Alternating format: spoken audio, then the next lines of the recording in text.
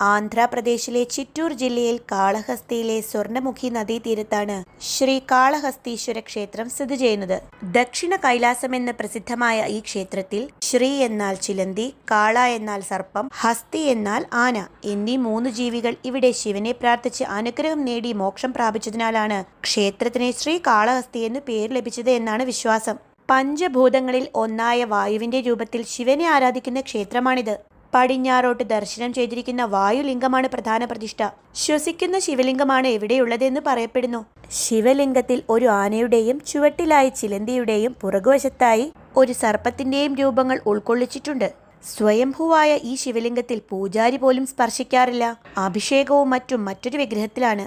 വായു കടക്കാത്ത ശ്രീകോവിലിൽ ഒരു വിളക്കിന്റെ നാളം എപ്പോഴും ഇളകിക്കൊണ്ടിരിക്കുന്നത് വിസ്മയകരമാണ്. പാർവതി ദേവി, ജ്ഞാനപ്രസൂനാംബികാ ദേവി എന്നാണ് ഇവിടെ അറിയപ്പെടുന്നത്. ഗോപൂജയ്ക്ക് ഏറെ പ്രസിദ്ധമായ ക്ഷേത്രം കൂടിയാണ് ഇത്.